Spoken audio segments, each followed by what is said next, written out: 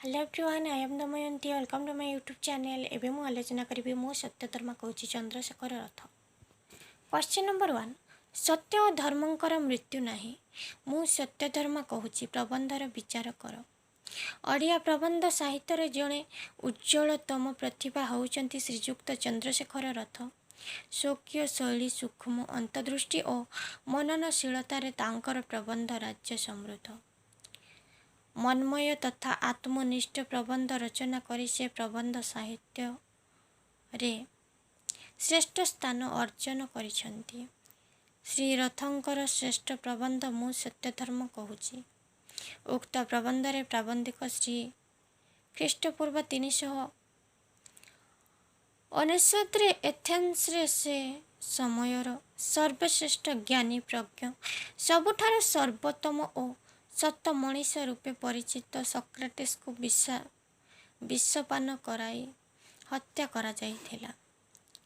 Greaser विशिष्ट प्राज्ञ सत्यानुसंधानी महामनीषी Socrates जड़े विशिष्ट सत्यधर्मी थिले। तांक विरुद्ध रे आसिथिबा समस्त अभियोग स्वार्थनेशी मनीष मानकर मनगढ़ा थिला, ताहा से हृदयंगम करिसंती।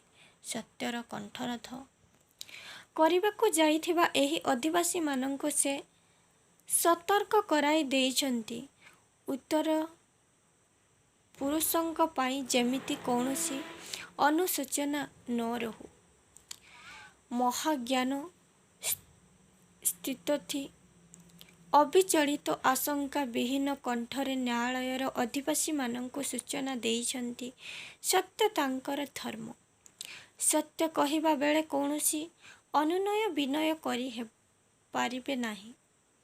ଯଦିଓ ଏହା ନ୍ୟାୟାଳୟର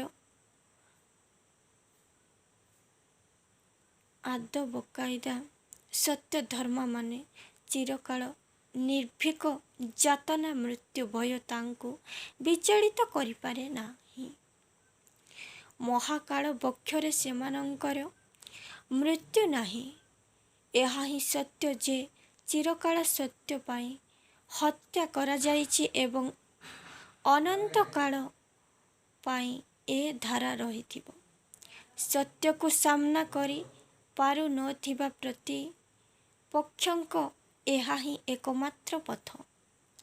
ତଥାପି ସତ୍ୟଧର୍ମୀମାନେ ସତ୍ୟ ପଥରୁ ବିଚ୍ୟୁତି ହୁଅନ୍ତି ନାହିଁ, ହେବା ମଧ୍ୟ ଅସମ୍ଭବ। ସେମାନଙ୍କ ଦୃଷ୍ଟିରେ ଅନନ୍ତ କାଳ ବକ୍ଷରେ ଜୀବନ ଓ ମୃତ୍ୟୁ ଗୋଟିଏ ଗୋଟିଏ ବିନ୍ଦୁ। ମୃତ୍ୟୁକୁ ଭୟ କରି କ୍ଷମାଧିକାରୀମାନଙ୍କ ପାଖରୁ ଜୀବନ ମାଗି ଆଣିଲେ ମଧ୍ୟ ତାହା ଚିରକାଳ ବଞ୍ଚିପାରିବ ନାହିଁ। ତେଣୁ ସତ୍ୟ ପଥରେ ମୃତ୍ୟୁ ହିଁ ତାଙ୍କର ପାଇଁ ଗୌରବ ବାହକ। ସତ୍ୟ ଧର୍ମମାନେ ପ୍ରଭାବିତ କରନ୍ତି ସମାଜକୁ ତାଙ୍କର ପରି ଅନୁରୂପ ଅନୁସନ୍ଧିତ୍ସୁ ଓ ଜିଜ୍ଞାସା ମାନଙ୍କୁ। ସ୍ୱାଧୀନ ଚିନ୍ତାଧାରା ସତ୍ୟାନୁଗ୍ରହ ନିର୍ଭୀକତାରେ ବଳିଷ୍ଠ ହୁଏ ଅନୁସନ୍ଧିତ୍ସୁର ମନପ୍ରାଣ। ଏହା ହିଁ ତାଙ୍କୁ ବିଚାରଶୀଳ ଓ ସଦାଚାରୀ କରିଥାଏ। ସତ୍ୟ ସନ୍ଧାନରେ ଦୃଷ୍ଟିଭଙ୍ଗୀ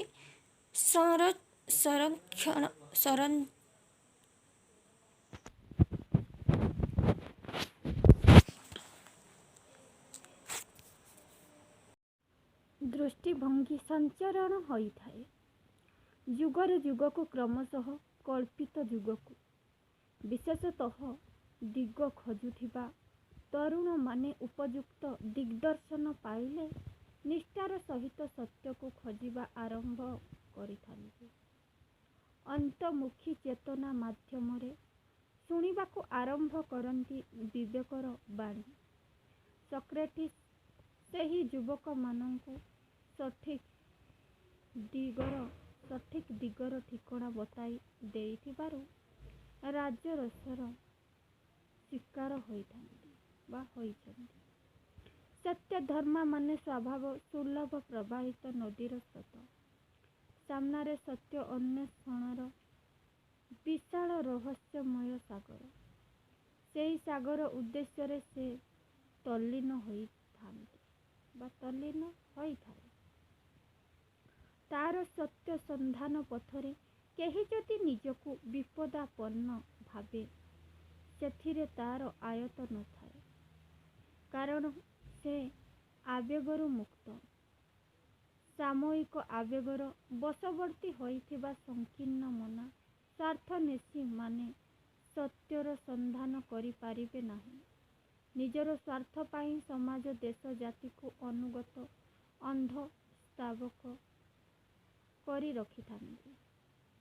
ମାତ୍ୟମାନେ କାହାର ଅନୁଗତ ବା ଅନ୍ଧ ସ୍ତାବକ ନୁହନ୍ତି, ସେ ତ୍ରିକାଳ ଦ୍ରଷ୍ଟା। ଅତୀତ ବର୍ତ୍ତମାନ ଭବିଷ୍ୟତ ପାଇଁ ଯାହା ଶ୍ରେୟ ତାହା ହିଁ ସାଧନା କରିବା ସେମାନଙ୍କର ଶ୍ରେଷ୍ଠ ଧର୍ମ। କୌଣସି ସ୍ୱାର୍ଥର ବଶୀଭୂତ ହୁଅନ୍ତି ନାହିଁ ସେମାନେ। ସାର୍ବଜନୀନ କଲ୍ୟାଣ ଯାହାର ଉଦ୍ଦେଶ୍ୟ, ତା ପାଖରେ ସ୍ୱାର୍ଥର ସ୍ଥାନ ନାହିଁ। ଚିରାଚରିତ ଲୌକିକ ପନ୍ଥାରୁ ସେମାନେ ଭିନ୍ନ। ସତ୍ୟ ଧର୍ମମାନେ ରକ୍ତ ମାଂସ ସୁଦ୍ଧା ତୁଷାର ମଣିଷ ହେଲେ ମଧ୍ୟ କୌଣସି ମୂଲ୍ୟ ବିନିମୟରେ ଜୀବନ ଭିକ୍ଷା କରନ୍ତି ନାହିଁ। ସତ୍ୟର ମର୍ଯ୍ୟାଦା ହାନି କରିବାକୁ ସେମାନେ ଚାହାନ୍ତି ନାହିଁ କି ଆତ୍ମାକୁ ଅବନମିତ କରିପାରନ୍ତି ନାହିଁ। ସେମାନଙ୍କୁ ଦିଆଯାଉଥିବା ଦଣ୍ଡରେ ସେମାନେ ଦଣ୍ଡିତ ହୁଅନ୍ତି ନାହିଁ। ଶରୀରକୁ ଜୋର ଜବରଦସ୍ତ ବିନାଶ କରାଇଦେଲେ ଆତ୍ମାର ମୃତ୍ୟୁ ଘଟେ ନାହିଁ କି ସତ୍ୟ ଚେତନାର ମୃତ୍ୟୁ ଘଟେ ନାହିଁ। ଶରୀର ତ ଅସତ୍ୟ ବିନାଶଶୀଳ, ଦିନେ ମୃତ୍ୟୁର ଅଧୀନ ହୋଇଥାନ୍ତା। ସକ୍ରେଟିସ୍ ଅବଶେଷରେ ଦେଶବାସୀଙ୍କ ଉଦ୍ଦେଶ୍ୟରେ ସୂଚନା ଦେଇଛନ୍ତି, ତାଙ୍କର ମୃତ୍ୟୁ ନାହିଁ। ବାସ୍ତବିକ ସତ୍ୟ ଧର୍ମାବଲମ୍ବୀ ମାନଙ୍କର ମୃତ୍ୟୁ ହିଁ ନଥାଏ। ସେମାନେ ଚିରକାଳ ବଞ୍ଚି ରହିଥାନ୍ତି। ଜିଜ୍ଞାସୁ ଓ ଅନୁସନ୍ଧିତ୍ସୁ ମାନଙ୍କ ମନରେ ଚିର ଅବିଚଳିତ ସତ୍ୟ ଅବିଚଳିତ ରହିଥାଏ କାଳ କାଳ ପାଇଁ। ଚରମ ବିଦାୟର ମୁହୂର୍ତ୍ତରେ ସତ୍ୟ ଧର୍ମା ସକ୍ରେଟିସ୍ ନିଚ୍ଛକ ବାସ୍ତବତାର କଥା କହିଛନ୍ତି। ସତ୍ୟର ପ୍ରତିଷ୍ଠା ପାଇଁ ମରିବାଟା ଶ୍ରେୟସ୍କର ନା ସତ୍ୟକୁ ସାମ୍ନା କରି ନ ପାରି ଅସୂୟାର ବଶବର୍ତ୍ତୀ ହୋଇ ବଞ୍ଚିବାଟା ଶ୍ରେୟସ୍କରତା ବିଚାର ଛାଡ଼ି ଯାଇଥାନ୍ତି ଉତ୍ତର ପୁରୁଷଙ୍କ ପାଇଁ। ଯଥାର୍ଥରେ ଏହା ଏକ ସାର୍ଥକ ରଚନା। କ୍ୱେଶ୍ଚନ ନମ୍ବର 2, ସତ୍ୟ ଧର୍ମାମାନେ ଚିରକାଳ ନିର୍ଭୀକ। ପଠିତ ପ୍ରବନ୍ଧ ଅନୁସରଣରେ ଆଲୋଚନା କର। ଓଡ଼ିଆ ପ୍ରବନ୍ଧ ସାହିତ୍ୟର ଆଧୁନିକ ପର୍ବରେ ଜଣେ ଶକ୍ତିଶାଳୀ ପ୍ରାବନ୍ଧିକ ଭାବରେ ଚନ୍ଦ୍ରଶେଖର ରଥ ବହୁ କବିତ୍ୱର ଅଧିକାରୀ।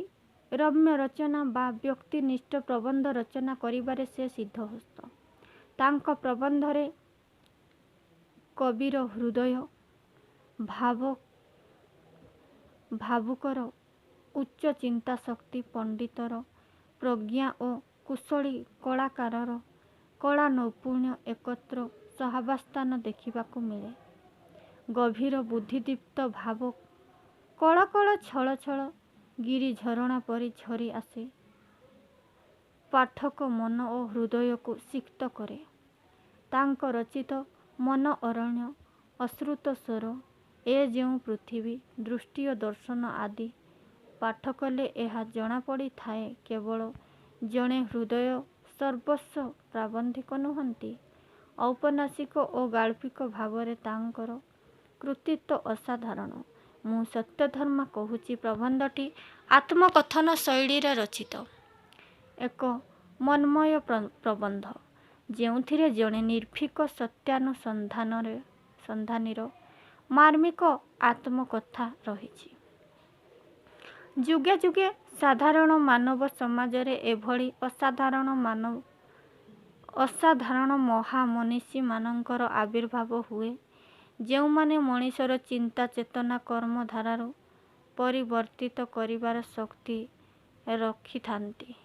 ତାଦ୍ୱାରା ସମାଜର ବିପୁଳ ପରିବର୍ତ୍ତନ ଘଟେ।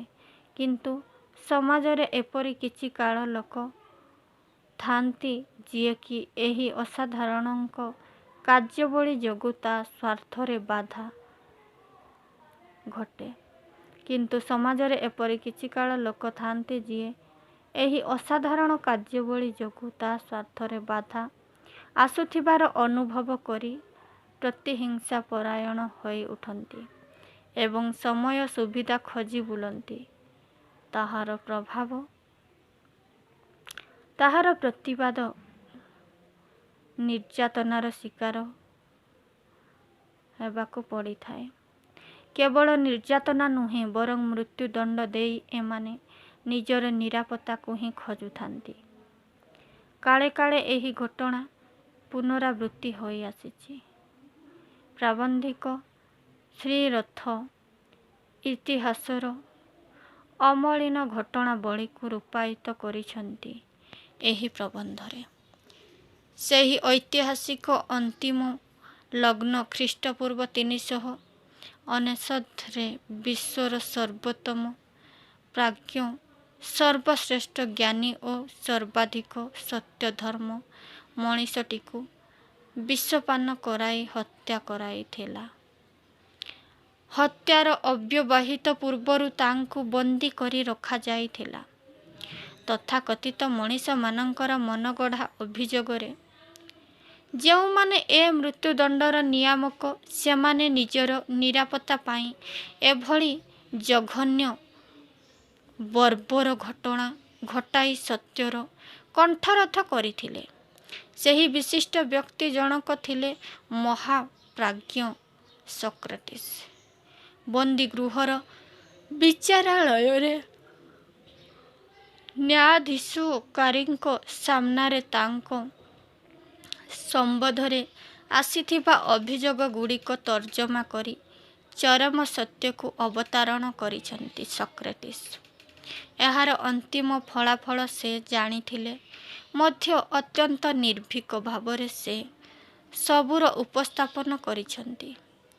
ତାଙ୍କୁ ଦେଶଦ୍ରୋହୀ, ନାସ୍ତିକ, କୁଶିକ୍ଷାଦାତା ଓ ଯୁଗଗୋଷ୍ଠୀଙ୍କୁ ଦିଗଭ୍ରାନ୍ତ କରୁଥିବା ଅପରାଧରେ ସାମାଜିକ, ବୌଦ୍ଧିକ ଓ ବାକ୍ ସ୍ୱାଧୀନତାକୁ ଛଡ଼ାଇ ନିଆଗଲା।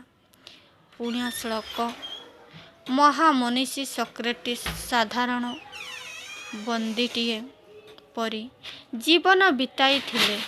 ଦୀର୍ଘ 1 ମାସ ଧରି ମୃତ୍ୟୁଦଣ୍ଡର ଅବ୍ୟବହିତ ପୂର୍ବରୁ ନ୍ୟାୟାଳୟରେ ତାଙ୍କର ଶୁଣାଣି ଚାଲିଥିବା ବେଳେ ତାଙ୍କ ମୁଖରୁ ଯେଉଁ ସତ୍ୟାଳାପ ବାହାରିଗଲା, ତାହା ହିଁ ମୁଁ ସତ୍ୟଧର୍ମା କହୁଛି ପ୍ରବନ୍ଧର ବିଷୟବସ୍ତୁ। ପ୍ରାବନ୍ଧିକ ପ୍ରଥମ ଅଭିଯୋଗର ଉତ୍ତରରେ ସକ୍ରେଟିସ୍ଙ୍କ ମୁଖରେ ଶୁଣାଇଛନ୍ତି ଯେ ଜଜ୍ମାନଙ୍କୁ ବଶୀଭୂତ କରାଇ ଦେବାର କୌଣସି କାରଣ ନାହିଁ।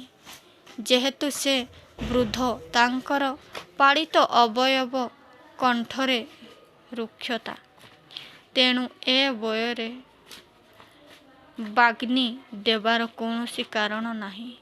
ଯେହେତୁ ସେ ବୃଦ୍ଧ, ତାଙ୍କର ପାଳିତ ଅବୟବ କଣ୍ଠରେ ରୁକ୍ଷତା, ତେଣୁ ଏ ବୟରେ ବାଗ୍ମୀ ହେବାର ଅଭିଳାଷ ମଧ୍ୟ ତାଙ୍କର ନାହିଁ। କାହାକୁ ବଶୀଭୂତ କରି କିଛି କରିବାର ମନ୍ଦବୁଦ୍ଧି ମଧ୍ୟ ତାଙ୍କର ନାହିଁ।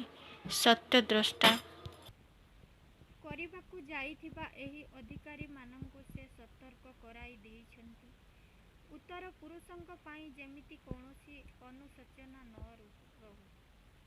ମହାପ୍ରାଜ୍ଞ ସ୍ଥିତଥି ଅବିଚଳିତ ଆଶଙ୍କା ବିହୀନ କଣ୍ଠରେ ନ୍ୟାୟାଳୟର ଅଧିବାସୀମାନଙ୍କୁ ସୂଚନା ଦେଇଛନ୍ତି ସତ୍ୟ ତାଙ୍କର ଧର୍ମ।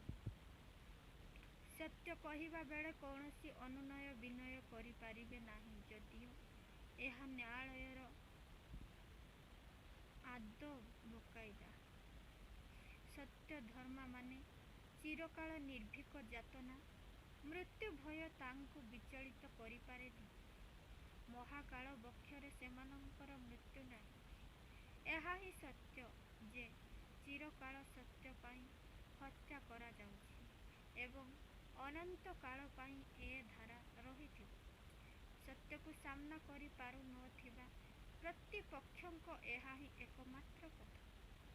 ସତ୍ୟ ଧର୍ମ ମାନେ ପ୍ରଭାବିତ କରନ୍ତି ସମାଜକୁ ତାଙ୍କ ପରି ଅନୁରୂପ ଅନୁସନ୍ଧିତ୍ସୁ ଓ ଜିଜ୍ଞାସୁମାନଙ୍କୁ ସ୍ୱାଧୀନ ଚିନ୍ତାଧାରା ସତ୍ୟ ସନ୍ଧାନରେ ଦୃଷ୍ଟିଭଙ୍ଗୀ ସଞ୍ଚରଣ ହୋଇଥାଏ। ଯୁଗରୁ ଯୁଗକୁ କ୍ରମଶଃ କଳ୍ପିତ ଯୁଗକୁ ବିଶେଷତଃ ଦିଗ ଖୋଜୁଥିବା ତରୁଣମାନେ ଉପଯୁକ୍ତ ଦିଗ୍ଦର୍ଶନ ପାଇଲେ ନିଷ୍ଠାର ସହିତ ସତ୍ୟକୁ ଖୋଜିବା ଆରମ୍ଭ କରିଥାନ୍ତି। ଅନ୍ତର୍ମୁଖୀ ଚେତନା ମାଧ୍ୟମରେ ଶୁଣିବାକୁ ଆରମ୍ଭ କରନ୍ତି ବିବେକର ବାଣୀ। ସକ୍ରେଟିସ୍ ସେହି ଯୁବକମାନଙ୍କୁ ସଠିକ୍ ଦିଗର ଠିକଣା ବତାଇ ଦେଇଥିବାରୁ ରାଜରସର ଶିକାର ହୋଇଥାନ୍ତି। ସତ୍ୟ ଧର୍ମମାନେ ସ୍ୱଭାବ ସୁଲଭ ପ୍ରବାହିତ ନଦୀର ସ୍ରୋତ। ସାମ୍ନାରେ ସତ୍ୟ ଅନ୍ୱେଷଣର ବିଶାଳ ରହସ୍ୟମୟ ସାଗର। ସେହି ସାଗର ଉଦ୍ଦେଶ୍ୟରେ ସେ ତଲ୍ଲୀନ ହୋଇଥାଏ। ତାର ସତ୍ୟ ସନ୍ଧାନ ପଥରେ କେହି ଯଦି ନିଜକୁ ବିପଦାପନ୍ନ ଭାବେ ସେଥିରେ ତାର ଆୟତ୍ତ ନଥାଏ। କାରଣ ସେ ଆବେଗରୁ ମୁକ୍ତ। ସାମୟିକ ଆବେଗର ବଶବର୍ତ୍ତୀ ହୋଇଥିବା ସଂକୀର୍ଣ୍ଣ ମନ ସ୍ୱାର୍ଥନ୍ୱେଷୀମାନେ ସତ୍ୟର ସନ୍ଧାନ କରିପାରିବେ ନାହିଁ। ନିଜର ସ୍ୱାର୍ଥ ପାଇଁ ସମାଜ ଦେଶ ଜାତିକୁ ଅନୁଗତ ଅନ୍ଧ ସ୍ତାବକ କରି ରଖନ୍ତି। ମାତ୍ୟମାନେ କାହାର ଅନୁଗତ ବା ଅନ୍ଧ ସ୍ତାବକ ନୁହନ୍ତି। ସେ ତ୍ରିକାଳଦ୍ରଷ୍ଟି। ଅତୀତ ବର୍ତ୍ତମାନ ଭବିଷ୍ୟତ ପାଇଁ ଯାହା ଶ୍ରେୟ ତାହା ହିଁ ସାଧନା କରିବା ସେମାନଙ୍କର ଶ୍ରେଷ୍ଠ ଧର୍ମ। କୌଣସି ସ୍ୱାର୍ଥର ବଶୀଭୂତ ହୁଅନ୍ତି ନାହିଁ ସେମାନେ। ସାର୍ବଜନୀନ କଲ୍ୟାଣ ଯାହାର ଉଦ୍ଦେଶ୍ୟ ତା ପାଖରେ ସ୍ୱାର୍ଥର ସ୍ଥାନ ନାହିଁ। ଚିରାଚରିତ ଲୌକିକ ପନ୍ଥାରୁ ସେମାନେ ଭିନ୍ନ। ସତ୍ୟ ଧର୍ମମାନେ ରକ୍ତ ମାଂସ କ୍ଷୁଧା ତୃଷାର ମଣିଷ ହେଲେ ମଧ୍ୟ କୌଣସି ମୂଲ୍ୟ ବିନିମୟରେ ଜୀବନ ଭିକ୍ଷା କରନ୍ତି ନାହିଁ। ସତ୍ୟର ମର୍ଯ୍ୟାଦା ହାନି କରିବାକୁ ସେମାନେ ଚାହାନ୍ତି ନାହିଁ କି ଆତ୍ମାକୁ ଅବନମିତ କରିପାରନ୍ତି ନାହିଁ। ସେମାନଙ୍କୁ ଦିଆଯାଇଥିବା ଦଣ୍ଡରେ ସେମାନେ ଦଣ୍ଡିତ ହୁଅନ୍ତି ନାହିଁ। ଶରୀରକୁ ଜୋର ଜବରଦସ୍ତ ବିନାଶ କରିଦେଲେ ଆତ୍ମାର ମୃତ୍ୟୁ ଘଟେ ନାହିଁ କି ସତ୍ୟ ଚେତନାର ମୃତ୍ୟୁ ଘଟେ ନାହିଁ। ଶରୀର ତ ଅସତ୍ୟ ବିନାଶଶୀଳ। ଦିନେ ମୃତ୍ୟୁର ଅଧୀନ ହୋଇଥାନ୍ତା। ସକ୍ରେଟିସ୍ ଅବଶେଷରେ ଦେବବାସୀଙ୍କ ଉଦ୍ଦେଶ୍ୟରେ ସୂଚନା ଦେଇଛନ୍ତି। ତାଙ୍କର ମୃତ୍ୟୁ ନାହିଁ। ବାସ୍ତବିକ ସତ୍ୟ ଧର୍ମମାନଙ୍କ ସକ୍ରେଟିସ୍ ଅବଶେଷରେ ଦେଶବାସୀଙ୍କ ଉଦ୍ଦେଶ୍ୟରେ ସୂଚନା ଦେଇଛନ୍ତି। ତାଙ୍କର ମୃତ୍ୟୁ ନାହିଁ। ବାସ୍ତବିକ ସତ୍ୟ ଧର୍ମମାନଙ୍କର ମୃତ୍ୟୁ ନଥାଏ। ସେମାନେ ଚିରକାଳ ବଞ୍ଚି ରହିଥାନ୍ତି ଜିଜ୍ଞାସୁ ଓ ଅନୁସନ୍ଧିତ୍ସୁମାନଙ୍କ ମନରେ। ଚିର ଅବିଚଳିତ ସତ୍ୟ ଅବିଚଳିତ ରହିଥାଏ କାଳ କାଳ ପାଇଁ। ଚରମ ବିଦାୟର ମୁହୂର୍ତ୍ତରେ ସତ୍ୟ ଧର୍ମ ସକ୍ରେଟିସ୍ ନିଚ୍ଛକ ବାସ୍ତବତାର କଥା କହିଛନ୍ତି।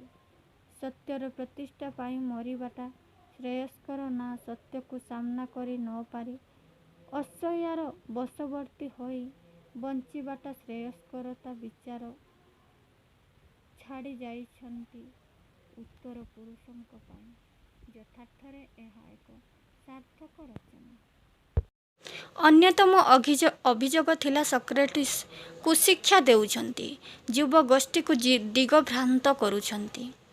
ଏହା ଉତ୍ତରରେ ସତ୍ୟ ଧର୍ମ କହିଛନ୍ତି ତାଙ୍କର ଆଚରଣ ଓ ଉଚ୍ଚାରଣରେ କେହି ଯଦି ସ୍ୱତଃପ୍ରବୃତ୍ତ ହୋଇ ତାଙ୍କ ପାଖକୁ ଆସନ୍ତି ସେ ତାଙ୍କୁ ଫେରାଇ ଦେବାଟା ଶିଷ୍ଟାଚାର ନୁହେଁ। ନିଷ୍ଠାର ସହିତ ସନ୍ଧାନ କରିଥିବା ବ୍ୟକ୍ତି କେତେବେଳେ ବି ଏହା ଅର୍ଥକାରୀ ବୃତ୍ତିରେ ପରିଣତ କରିପାରେ ନାହିଁ। ବରଂ ଯେଉଁମାନେ ତାଙ୍କ ସଂସ୍ପର୍ଶରେ ଆସିଥିଲେ ସେମାନେ ସାଧାରଣ ଜନତାଠାରୁ ଭିନ୍ନ ହୋଇ ସମାଜର ଶୀର୍ଷ ସ୍ଥାନରେ ଅଛନ୍ତି। ହୁଏତ ସତ୍ ମଣିଷର ସମ୍ପର୍କରେ ଆସି ସେମାନେ ସ୍ୱାଧୀନ ଚେତା, ନିର୍ଭୀକ ଓ ସତ୍ୟାନୁରାଗ ହୋଇ ଯାଇଛନ୍ତି। ସକ୍ରେଟିସ୍ ଥିଲେ ପରଶମଣି। ପରଶମଣିର ସଂସ୍ପର୍ଶରେ ଆସି ନିକୃଷ୍ଟ ଧାତୁ ଯେପରି ମୂଲ୍ୟବାନ ଧାତୁରେ ପରିଣତ ହୁଅନ୍ତି, ଅନୁରୂପ ତାଙ୍କ ସଂସ୍ପର୍ଶରେ ଆସିଥିବା ଯୁବଗୋଷ୍ଠୀ ବେଶୀ ବିଚାରଶୀଳ, ଜିଜ୍ଞାସୁ ଓ ସଦାଚାରୀ ହୋଇ ପଡ଼ିଥିଲେ। ସତ୍ୟ ଧର୍ମ କେତେବେଳେ କାହାକୁ ପ୍ରଭାବିତ କରିବା ପାଇଁ କାମ କରେ ନାହିଁ, ତା ଆଚରଣର ପ୍ରଭାବରେ ଅନେକ ପ୍ରଭାବିତ ହୁଅନ୍ତି। ସେ ବୟସର ପକ୍ଷପାତିତା ଦେଖେ ନାହିଁ। ଯୁବକମାନେ ବେଶୀ ସତ୍ୟାନୁସନ୍ଧାନୀ। ସକ୍ରେଟିସ୍ଙ୍କ ଲକ୍ଷ୍ୟ ସହିତ ସେମାନଙ୍କର ଲକ୍ଷ୍ୟ ମିଶି ଯାଉଥିବାରୁ ସେମାନେ ତାଙ୍କ ପ୍ରତି ଆକର୍ଷିତ ହୋଇଛନ୍ତି। ସେମାନଙ୍କର ଦୃଷ୍ଟିକୋଣରୁ ଅନ୍ତର୍ମୁଖୀ କରାଇ ସତ୍ୟକୁ ଖୋଜିବାକୁ କହିଛନ୍ତି ମାତ୍ର। ତରୁଣମାନେ ମୂଳତଃ ଦିଗଭ୍ରାନ୍ତ ଥାନ୍ତି। କେବଳ ଦିଗ ପାଇବା ପାଇଁ ନିଷ୍ଠାର ସହିତ ଖୋଜିବାକୁ ସେ ପ୍ରବର୍ତ୍ତାଇଛନ୍ତି। ଏହି ଅନ୍ୱେଷଣ ହିଁ ସତ୍ୟକୁ ଉଦ୍ଘାଟିତ କରିପାରିବ। ସେ ତଥାକଥିତ ଜ୍ଞାନୀ ଗୁଣୀ ପଣ୍ଡିତମାନଙ୍କ ପାଖକୁ ଜୀବନର ବୃହତ୍ତମ ମୂଲ୍ୟ ସତ୍ୟକୁ ଖୋଜିବାକୁ ଯାଇ ନିରାଶ ହୋଇଛନ୍ତି। ଖଳପା ପିନ୍ଧା ଆବରଣ ଭିତରୁ ନଗ୍ନ ହୋଇଯିବାର ଆଶଙ୍କାରେ ଏମାନେ ତାଙ୍କ ଉପରେ ଅଗ୍ନିବର୍ଷା କରିଛନ୍ତି। ମଣିଷ ନିଜକୁ ବିଜ୍ଞ ବୋଲି ପରିଚୟ ଦେଇଥାଏ। ସେ ଜଣେ ନାହିଁ, ସେ ଅଜ୍ଞ, ତାହା ହିଁ ତା'ର ବିଜ୍ଞତା। କାରଣ ଅଜ୍ଞତା ହିଁ ମାନବ ଜାତିର ଚିରନ୍ତନ ଅଭିଶାପ। ତେଣୁ ଯିଏ ସତ୍ୟର ସନ୍ଧାନ କରେ ସେ ମାନବ ସ୍ୱଭାବର ବିରୁଦ୍ଧାଚରଣ କରେ। ସକ୍ରେଟିସ୍ କୌଣସି ସଂକୀର୍ଣ୍ଣ ପରିଧି ଭିତରେ ବାନ୍ଧି ହୋଇଥିବା ଈଶ୍ୱରଙ୍କୁ ଜାଣିନଥିଲେ। ସେ ନିଜ ହୃଦୟର ଗମ୍ଭୀର ବାଣୀକୁ ଶୁଣି ତା ଦ୍ୱାରା ପରିଚାଳିତ ହୁଅନ୍ତି, ଯାହାର ପରିସର କୌଣସି ଧର୍ମର ସଂଜ୍ଞା ଭିତରେ ରହୁନାହିଁ। ଅସୀମ ଓ ବିରାଟତ୍ୱ ଭିତରେ ସେ ଈଶ୍ୱରଙ୍କ ସତ୍ତାକୁ ଅନୁଭବ କରନ୍ତି। କୌଣସି ସଂକୀର୍ଣ୍ଣ ଗଣ୍ଠି ଭିତରେ ବାନ୍ଧି ହେବାର ଅଭିଳାଷ ନଥାଏ। ସତ୍ୟ ଧର୍ମମାନଙ୍କର ସେମାନେ ଦେଶ ଓ ଜାତିର ଦ୍ରୋହ ଆଚରଣ କରିପାରନ୍ତି ନାହିଁ। କାରଣ କୌଣସି ସ୍ୱାର୍ଥ, ଭୋଗବିଳାସ, ଅଭିପ୍ସା ସେମାନଙ୍କର ନଥାଏ। ସେମାନେ ଦେଶର ତ୍ରିକାଳଦ୍ରଷ୍ଟା। ବିବେକର ଚାବୁକ ମାରି ମାରି ସେ ଦେଶକୁ, ସମାଜକୁ, ଜାତିକୁ ସଚେତନ କରିଥାନ୍ତି, ଜାଗ୍ରତ କରିଥାନ୍ତି। ମାତ୍ର ମିଥ୍ୟା ଅସୂୟାର ବଶବର୍ତ୍ତୀ ହୋଇ କ୍ଷମତାଧାରୀମାନେ ତାଙ୍କ ବିରୋଧରେ ଅଭିଯୋଗମାନେ ଆଣନ୍ତି ଓ ତାକୁ ଅକଥ୍ୟ ନିର୍ଯାତନା ଦିଅନ୍ତି। ସତ୍ୟ ଧର୍ମ ସକ୍ରେଟିସ୍ ଥିଲେ ଅଦମନୀୟ, ଅମନନୀୟ, ନିର୍ଭୀକ। ତେଣୁ ବିଚାର ଶେଷ ମୃତ୍ୟୁ ଦଣ୍ଡରେ ଦଣ୍ଡିତ ସକ୍ରେଟିସ୍ ଶିଷ୍ୟମାନଙ୍କର ବ୍ୟାକୁଳ ପ୍ରାର୍ଥନାରେ ବି ବିଚଳିତ ହୋଇ ନଥିଲେ କି ଅତ୍ୟାଚାରୀ ଶାସକ ପାଖରେ ପ୍ରାଣ ଭିକ୍ଷା କରି ନଥିଲେ। ଯଦିଓ ପ୍ରାଣଭିକ୍ଷାର ସୁଯୋଗ ସୃଷ୍ଟି କରିଥିଲେ, ଶାସକବର୍ଗ ଅଦମନୀୟ ସାହସର ସହିତ ସମୟ ପୂର୍ବରୁ ବିଷପାନ କରି ସେ ମୃତ୍ୟୁବରଣ କରିଥିଲେ ଓ ଉତ୍ତର ପୁରୁଷ ପାଇଁ ଛାଡ଼ି ଯାଇଥିଲେ ଅଦମ୍ୟ ସାହସ, ସତ୍ୟନିଷ୍ଠା ଏବଂ ନିରନ୍ତର ଜିଜ୍ଞାସା ମନୋବୃତ୍ତି। ମହାକାଳସ୍ରୋତରେ ନିଜ ସତ୍ୟନିଷ୍ଠା ପାଇଁ ସକ୍ରେଟିସ୍ ଅମର ହୋଇଛନ୍ତି। କ୍ୱେଶ୍ଚନ୍ ନମ୍ବର 3, ସକ୍ରେଟିସ୍ଙ୍କ ଉପରେ ଲାଗିଥିବା ଦେଶଦ୍ରୋହୀ ଅଭିଯୋଗ ତର୍ଜମା କର। ଆଧୁନିକ ପ୍ରବନ୍ଧ ସାହିତ୍ୟର ଇତିବୃତ୍ତରେ ଚନ୍ଦ୍ରଶେଖର ରଥଙ୍କର ନାମ ଅବିସ୍ମରଣୀୟ। ବହୁ ବୌଦ୍ଧିକ ରମ୍ୟ ରଚନା ସୃଷ୍ଟି କରି ସେ ଯଶସ୍ୱୀ ହୋଇଛନ୍ତି। ମୁଁ ସତ୍ୟ ଧର୍ମ କହୁଛି ପ୍ରବନ୍ଧଟିରେ ସେ ଜଣେ ସତ୍ୟନିଷ୍ଠ ମହାମନୀଷୀମାନଙ୍କର କଥା କହିଛନ୍ତି, ଯିଏକି ସମକାଳୀନ ଶାସନକର୍ତ୍ତାଙ୍କର ବିଦ୍ୱେଷର ଶିକାର ହୋଇଥିଲେ। କ୍ଷମତାଧିକାରୀମାନେ ପ୍ରାୟତଃ ଅନ୍ଧ ବିବେକହୀନ ସ୍ୱାର୍ଥ ସର୍ବସ୍ୱ ହୋଇଥାନ୍ତି। ଆଉ ସେହି ସ୍ୱାର୍ଥରେ ବାଧା ସୃଷ୍ଟି ହେବାର ସମ୍ଭାବନା ପ୍ରକାଶ ପାଇଲେ ସେମାନେ ବିଚଳିତ ହୋଇ ଉଠନ୍ତି ଏବଂ ଯାହାକୁ ବାଧାର କାରଣ ବୋଲି ଅନୁମାନ କରନ୍ତି ତାର ନିରାକରଣ ପାଇଁ କୌଶଳପୂର୍ଣ୍ଣ ପନ୍ଥା କରନ୍ତି। କାଳେ କାଳେ ମାନବ ଜାତିର ସଭ୍ୟତାର କ୍ରମ ବିକାଶରେ ଏହି ଘଟଣା ଘଟି ଆସିଛି। ଇତିହାସ ତାର ପ୍ରମାଣ ରଖିଛି। ଏକ ବିଶିଷ୍ଟ ତରଙ୍ଗାୟିତ ଘଟଣା। ଖ୍ରୀଷ୍ଟପୂର୍ବ 399 ବିବେକହୀନ ଶାସକର କେତେକ ମନଗଢ଼ା ଅଭିଯୋଗ ଶିକାର ହୋଇଥିଲେ ସକ୍ରେଟିସ୍। ତାଙ୍କ ବିରୁଦ୍ଧରେ ତଥାକଥିତ ଶାସକମାନେ ଯେଉଁ ସବୁ ଅଭିଯୋଗ ଲଗାଇଥିଲେ ସେଥିରୁ ଅନ୍ୟତମ ଥିଲେ ଦେଶଦ୍ରୋହର ଅଭିଯୋଗ। ବିଚାରାଳୟରେ ଧର୍ମାବତାରମାନଙ୍କର ସାମ୍ନାରେ ଅନ୍ତିମ ବୟାନ ଦେଉଥିବା ସକ୍ରେଟିସ୍ ଦେଶଦ୍ରୋହୀ ଅଭିଯୋଗର ତର୍ଜମା କରିବାକୁ ଯାଇ ଆରମ୍ଭରୁ କହିଛନ୍ତି ଯେ ହୁଏତ ଧର୍ମାବତାରମାନେ ଭାବୁଥିବେ ଯେ ସମସ୍ତଙ୍କଠାରୁ ଭିନ୍ନ ମତ ପୋଷଣ କରୁଥିବାରୁ ସକ୍ରେଟିସ୍ ନିଶ୍ଚୟ ଦେଶଦ୍ରୋହୀ। ଏହା ହିଁ ତ ବାସ୍ତବ ସତ୍ୟ ଓ ଯୁଗ ଯୁଗର ଇଙ୍ଗିତ। ରାଜତନ୍ତ୍ରରୁ ଗଣତନ୍ତ୍ର ପର୍ଯ୍ୟନ୍ତ ଯେ ଶାସକର ମତାମତକୁ କାର୍ଯ୍ୟଧାରାକୁ ଗ୍ରହଣ କରି ନେବାଟା ହିଁ ଦେଶପ୍ରେମ। ଏହାର ବାହାକୁ ଯାଇ ଯେ ଭିନ୍ନ ମତ ପୋଷଣ କରନ୍ତି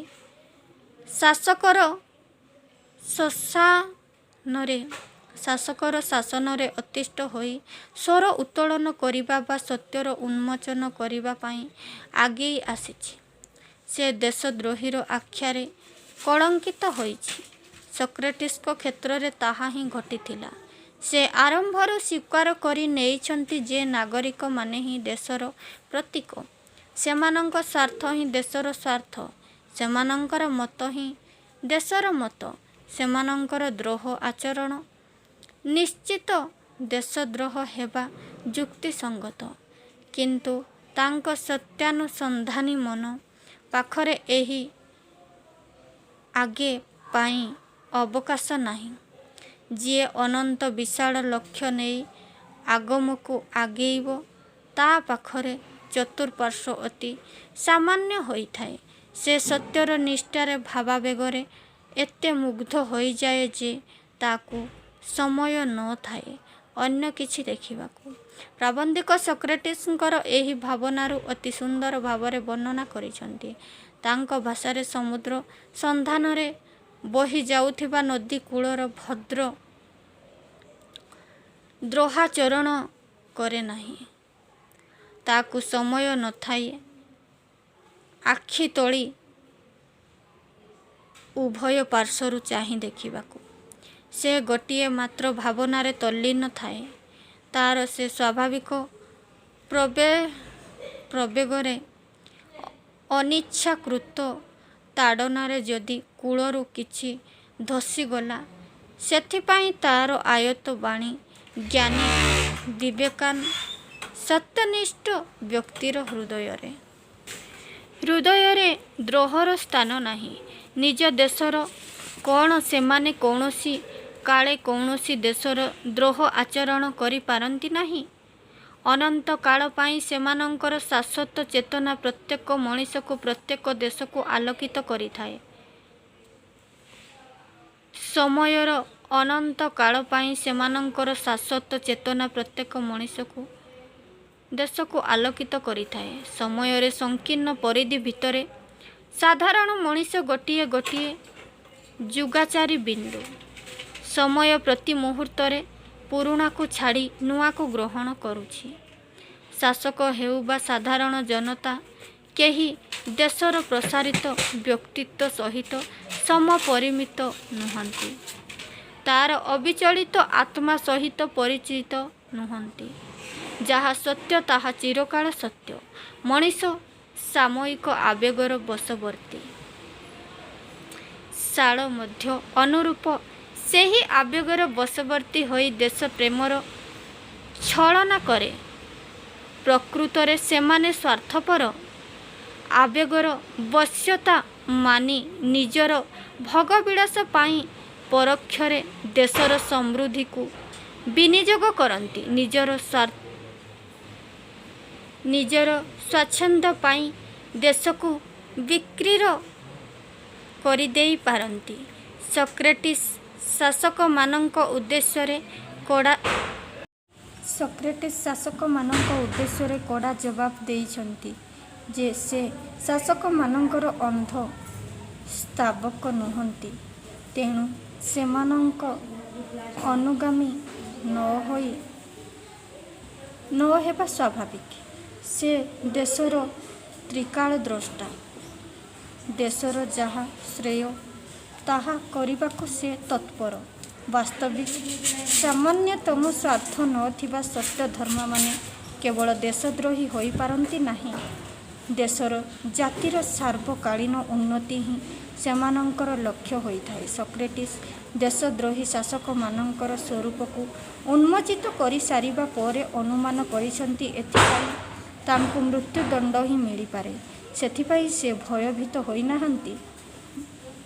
ସତ୍ୟଦ୍ରଷ୍ଟାମାନେ ବିଚରକାଳ ନିର୍ଭୀକ, ସାହସୀ। ସକ୍ରେଟିସ୍ ଶାସକମାନଙ୍କ ବିରୁଦ୍ଧରେ ସ୍ୱର ଉତ୍ତୋଳନ କରି ନିଜ ନିର୍ଭୀକତାର ପରିଚୟ ଦେଇଛନ୍ତି। ଆଜିର ଆଲୋଚନା ଏତିକିରେ ସମାପ୍ତ କରୁଛି। ପରବର୍ତ୍ତୀ ଭିଡ଼ିଓରେ ଅନ୍ୟ ଲଙ୍ଘ କ୍ୱେଶ୍ଚନ୍ ଗୁଡ଼ିକ ଆଲୋଚନା କରିବି। ନମସ୍କାର।